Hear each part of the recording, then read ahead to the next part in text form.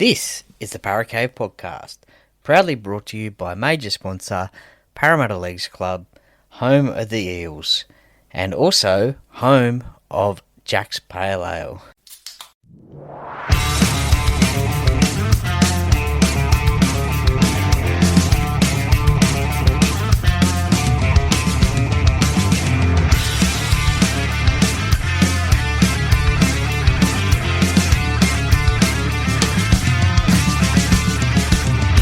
Welcome to another episode of the Paracave Podcast. And now over to your host, Troy Warner, broadcasting live from the world-famous Paracave.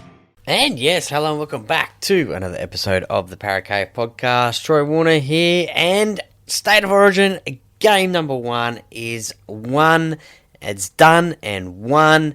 New South Wales have got the victory, 18 points to 6. How good up there in Queensland, the so-called Cauldron, Queensland, Suncorp Stadium. Well, the Blues have now won the last 2 games being played up there in Queensland, and what better way to get the series off with a win up there in Queensland, with game number 2 in Perth and game number 3 in Sydney.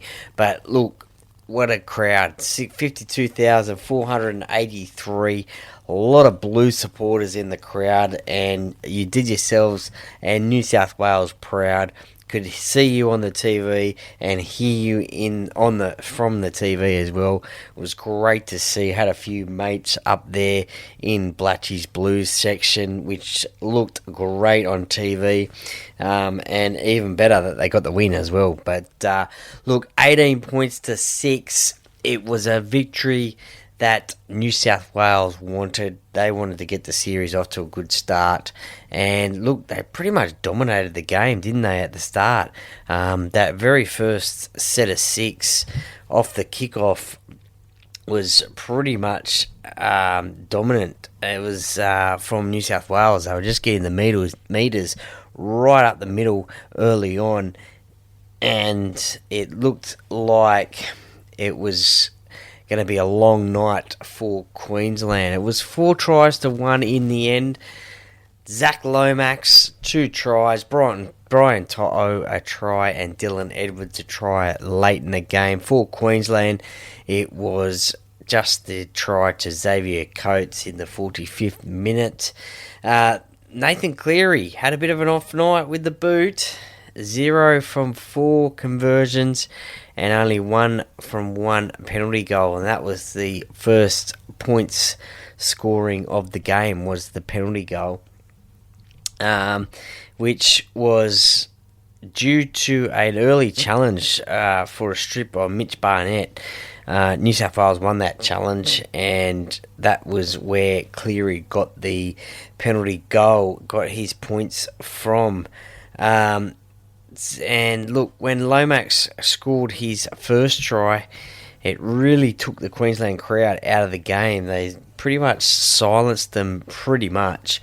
It sort of went real quiet through the TV anyway. Let me know if you were there what it was like when New South Wales scored that first try through Zach Lomax. But what a game Zach had. He pretty much carried on that form that he had from last year into this year in the Origin series, which also saw him represent Australia as well. But what a game he had. 25 runs, 209 metres, 71 metres post-contact metres, and 2 tries. What a game Zach Lomax has. And look, wing is his position. I hope from now on he plays wing at Parramatta, because that is his position. No more centre for you, Zach. You have to stay on the wing. You are probably, at the moment, the world's best winger, I reckon. Certainly, as I said, carried that form on from last year's Origin series and also Australia representation into this series. And you just have to stay on the wing, mate. That is your position. Your former coach, Shane Flanagan, I think he was right there by putting you on the wing last year at the Dragons. This year at Parramatta, I think you played the one game at wing against Newcastle, and you had a cracker on that night as well. So, yeah, from now on, mate, you're on the wing. That is no choice of yours. You just have to stay on the wing. The second try to Brian Toto was a great little move, and what a great little pass from Latrell Mitchell as well, who sort of had a little bit of an up and down night, I thought. But certainly this one was quick hands. What a pass it was. Toto, he jumped and dived in the corner, and that was on the back of getting a 6 again. Poor discipline from Queensland throughout the night, giving away penalties. Harry Grant gave away a penalty, and there was a few others throughout the night as well, and 6 agains that New South Wales got. The biggest, I guess you could say, controversy in the game was the halftime call of the sin bin to Brian Toto. Now, look, it was deemed to be a professional foul for a mid-air tackle, denying Xavier Coates a fair shot at the footy and also scoring the try. Val Holmes did kick that goal, which made it 14-2 at half-time. But, look, this happened a couple of weeks ago in the Parramatta Cronulla game at Magic Round with Bailey Simonson, and I think it was Mulatalo at the time. But this one last night, look, you got two guys going for the football up in the air, and, look, was it a mid-air tackle? Well, he could have just been going for the ball. It's not Brian Toto's fault he's so short, or shorter than Xavier Coates, but a bit of a mismatch there. But, look, to do a sin bin in Origin for that, I mean, that, I guess, maybe a penalty, maybe. But who's to still say that Xavier Coates would have got the ball down if Toto didn't do what he did? But I guess, I don't know, I've never been in that situation. Maybe it's just a natural reaction that you're going to put your arms up, but he was trying to go for the ball, I guess, and yeah, that happened. But look, was it a turning point in the game? Well, I guess thankfully for New South Wales, it happened right at half time, so probably the momentum was probably lost by Queensland, I guess, and the good thing for New South Wales out of this sin bin was that it happened right on half time. So not only did Brian Toto get 10 minutes half-time break, but he got 10 minutes after that as well. Look, Queensland did score a try to Xavier Coates whilst Brian was sin bin, but it wasn't multiple tries, which was a good thing. And Brian Toto, I mean, it obviously helped him a lot as well, but we know and we've come to expect what we get from Brian Toto anyway, both in Clubland and in Origin. 21 runs, 225 metres, 79 post-contact metres. Pretty fair effort from the winger, Brian Toto, but as I said, we know what you're going to get from him as well. In the second half, there was a huge tackle from Stephen Crichton. Now, geez, he had a game as well. There was a little bit of talk about his injuries, his cork thigh. Will he or won't he play? But look, he did play, and geez, he had a game. Set up Zach Lomax for his first try with a great pass out to him, and then the huge tackle from Crichton put Valentine Holmes over the touchline. But that was for Xavier Coates' try, because there was Crichton's tackle with help from about 3 or 4 other players, and then straight from the New South Wales get the scrum, and then from the scrum, Jeremiah Nanai, he basically rushes up under the ball, hits Latrell, and the ball comes loose, and the ball gets out to Xavier Coates. He just pinned the ears back and was going for that corner and scored. So a couple of huge moments there. Did I think Queensland were coming back? Well, maybe, but I just think New South Wales were a lot better throughout the night. Look, New South Wales, they left a few tries out there. It could have easily have been a bigger scoreline than what it was. Maybe that will be happening in game number 2, but it was certainly there was a lot more that they could have done. The second try to Zach Lomax, I thought when Payne Haas took the ball up, it was fifth tackle. I'm sitting there thinking, oh no, it's fifth tackle. What are you doing? You need to kick it, and it's gone to Payne Haas on the fifth tackle. But anyway, he got the ball back to Nathan Cleary. Nathan Cleary just basically it was a unusually sort of pass out to Stephen Crichton. Oh, that was for the first try, sorry. First Zach Lomax try. It was a pass out to Stephen Crichton, and Crichton got it out to Zach Lomax. I'm just sitting there. I couldn't believe it. It was fifth tackle, and I thought, oh no, what are they doing? But they managed to get the ball out, and it was a great try to the Blues. Look, the Blues, they did have more possession than Queensland, 53% to Queensland's 47%. They were about 2 or 3 minutes more in possession, and you could tell that because Queensland made a lot more tackles than New South Wales, and probably took the gas out of them a little bit more. 409 tackles made by the Queenslanders, 345 to New South Wales. Missed tackles was a big one as well for Queensland, 49, and New South Wales 19 missed tackles there. For Queensland, for the completion rate was down for Queensland, obviously. 32 sets. They completed 32 sets out of 41 for a percentage of 78. New South Wales, an extra 7 sets and completed an extra 8 sets than the Queenslanders. So 40 sets they completed out of 48 for an 83% completion rate.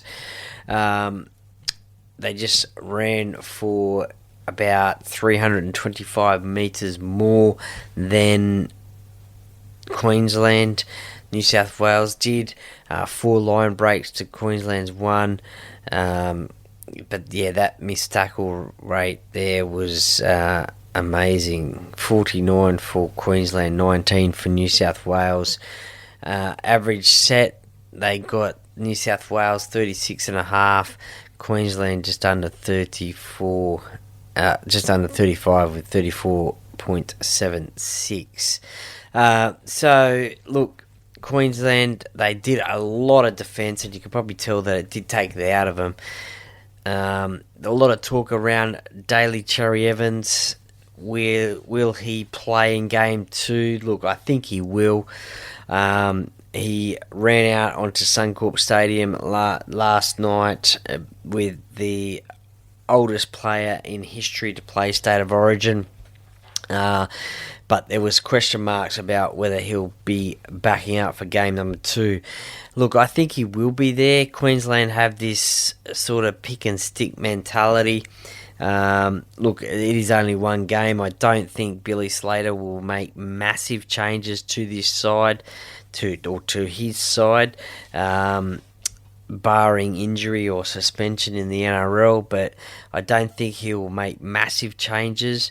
I think DCE will be in game number 2, and possibly even game number 3 as well. But it has shown since he has made that decision not to play for Manly next season that his form has just dipped a lot. So I guess he was always going to get picked for Queensland, being the captain, unlike New South Wales and Jake Trbojevic, who unfortunately didn't get picked for New South Wales. But DCE, he did get picked for Queensland. And look, I think I think he will play. There's a lot of talk about that, whether Tom Dearden comes in as a halfback, potentially the future halfback. Yeah, he probably will be. He had a massive opportunity a few weeks ago when the Cowboys played Manly just to really give it to DCE and Manly, but unfortunately Manly got the win that night, so DCE got one over Tom Dearden. So, look, a lot of questions about the Queenslanders, but to be honest, who really cares about the Queenslanders? I don't. I'm a New South Welshman. And look, I don't think there'll be any changes to game number 2 from a New South Wales perspective. I think we'll name the same lineup as game number 1, again, barring injury and suspension in the NRL. It was just really good to see some of those players that ran out, and I think they deserve to be there in game number 2 and hopefully wrap up the series. Look, I don't really want to talk too much about the Maroons, but the Blues, Max King, what a great debut from Max King. 39 minutes he got in Origin. He ran for 106 metres after 12 runs and 27 post-contact metres, but also he made 21 tackles as well, so a pretty fair effort there. Spencer Leniu, the other talking point that came out of the game was all during the week leading up to the game that he was Queensland's number 1 villain, I guess. Is that what you say? The villain number 1 for Queensland, being a New South Welshman. And look, there was a point there where he was ready. He was ready for the ball off the kickoff, and he was ready to get off that back fence and just take it up and probably provide another classic Origin moment. However, Queensland had different ideas and they kicked the ball over to the other side. Well, wasn't that interesting in terms of the mentality that Queensland had? Look, I would have thought that if you were the number 1 villain from New South Wales, I would have thought that you would have kicked it to him or in his direction anyway, and then you wanted to belt the living crap out of him. But for some strange reason, they went over the other side. I don't know. I mean, Spencer did, I think, took the next hit up or the hit up after that. So Queensland did have the opportunity to do that then, but off the kickoff is the main part, the main thing that you can do is if you want to really invoke some damage into a player, then kick it to them on the kickoff, because then you can have the opportunity just to absolutely belt the living crap out of them. But that didn't happen, and I think Spencer was a bit upset, I think, that they didn't do that.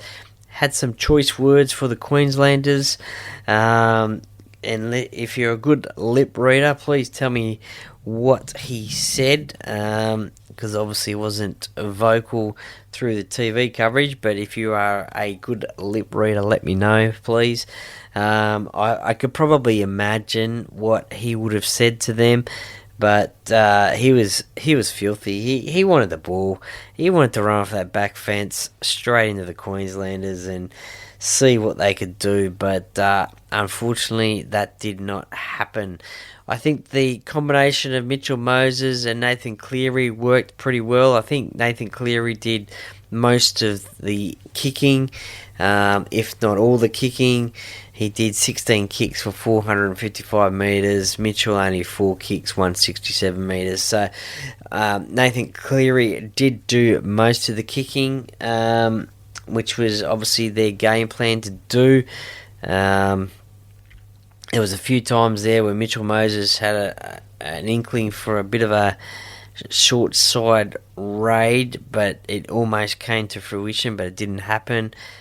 He did make a couple of cracking tackles, and I think one of them was a try-saver tackle. I forget who it was on now, but people in the past have had questions over Mitchell Moses' defence, but he, over the last, I guess, season, or from State of Origin last year, or even before that anyway, he has stepped his defence right up, and that showed in this game last night, that no matter if it's Origin or not, he can match it with the best come defence wise. So well done, Mitchell.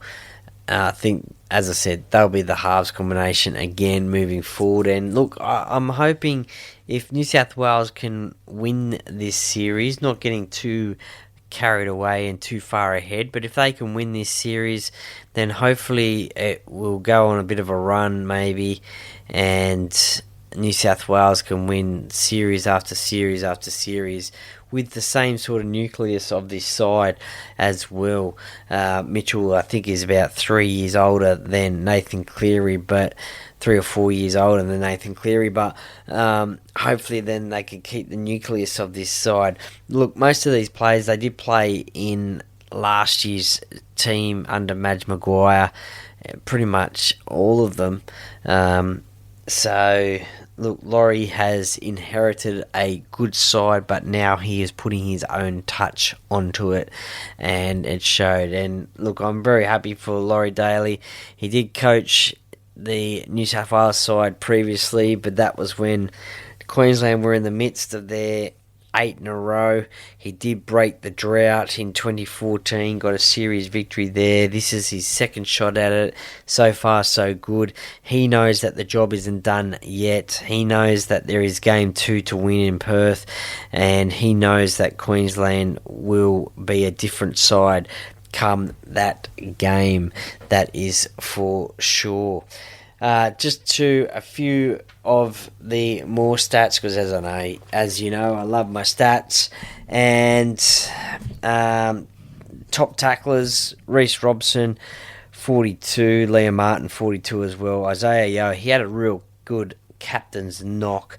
32 tackles, along with 13 runs for 146 metres, 68 post-contact metres. So a real captain's knock from Isaiah, and I believe he became the 22nd captain of New South Wales in New South Wales history.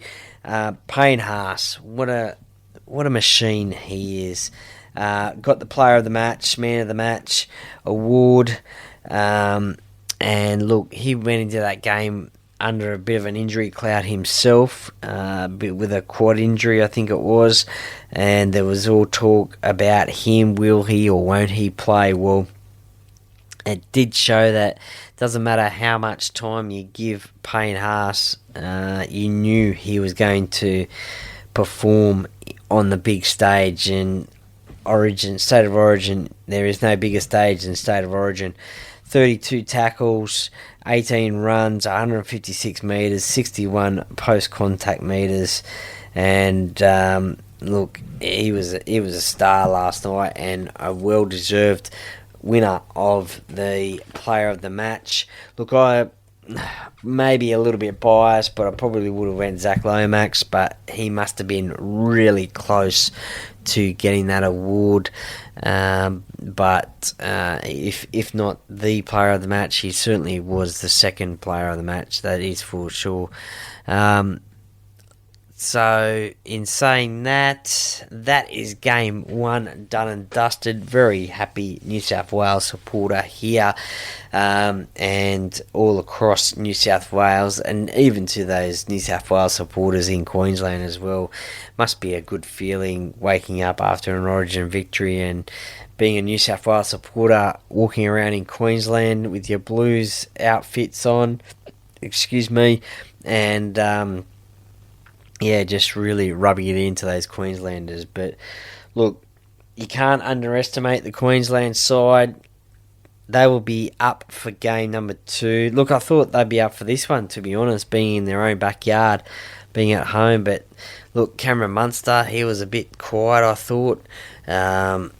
He had a few kicks that probably he would want to take back. The Hammer So Tabuai Fido, didn't really hear his name in the coverage that much either. He was well contained. Robert Toya, he had a good debut for a youngster, only 20 years of age. I think he'll get picked for game number 2. As I said before, Queensland, they like to pick and stick, so I think he will be right for game number 2. 24 tackles. He was containing Latrell Mitchell pretty well. As I said, Latrell, he had a good game. He obviously threw that pass to Brian Toto to score his try.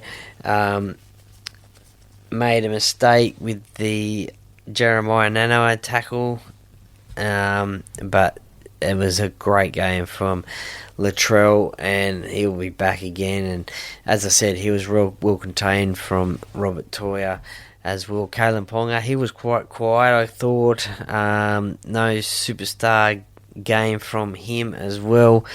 And I just think New South Wales contained him very well, along with Harry Grant as well. There was no big dummy half runs that we usually see from Harry. Tino, he was into the action a lot. So, look, as I said, I don't think there'll be any major, big, sweeping changes for Queensland. They like to pick and stick. There might be one or two here and there just to tweak their side a little bit better. Thoughts of maybe Corey Horsburgh coming into the side, just to add a bit of mongrel into the side. So there might be one or two changes. But look, very happy. New South Wales, they got the start of the series they wanted by getting the victory, 18 points to 6. And now it's over to Perth on the 18th of June, I believe it is. Game number 2. So that will be 18th of June, game number 2, 8:05 p.m. from Optus Stadium in Perth. Queensland are going in as underdogs again, and why wouldn't they? New South Wales are going in as favourites, and look, if they got a pretty good record over there in Perth. So I'll check that one out later, and that'll be in the Game 2 preview. But I do believe they have a pretty good record over in Perth. I think there's been more than one. I think there's been about 2 or 3 games, I think, played there. And I think New South Wales have won them both. So they will love the fact that they're going back there to play in Perth and hopefully wrap up the series and then come back to Sydney Accor Stadium and have a chance at getting the clean sweep. But it is only one game at a time. The job's not done yet. Need to win game number 2. But very happy New South Wales supporter. Go the Blues. For you Queensland fans, look, the series isn't done and dusted yet, but you must be disappointed. Love this state against state, mate against mate rivalry. So cannot wait for the 18th of June for game number 2. Should be really exciting. Now, just a quick shout out as well. By when I'm recording this, it is the third women's State of Origin game happening at this point in time. So look, go the Blues women's side. You can do it. Get the clean sweep against Queensland for sure. Let's do that. Come on, New South Wales. You can do it. And go the Blues. Get that clean sweep. That'd be nice if we can get a clean sweep in the men's and the women's State of Origin series and show the New South Wales dominance. But look, that'll do me. I've rambled on a lot here. Thank you for listening to this game review of State of Origin number 1. I hope you really enjoyed not only game number one, but this podcast as well. Thank you very much for following me on Instagram and Facebook, and also Apple, Spotify as well, wherever you get your podcast from. I really, really appreciate it. The Para Cave podcast, by the fan, for the fans. Go the Blues!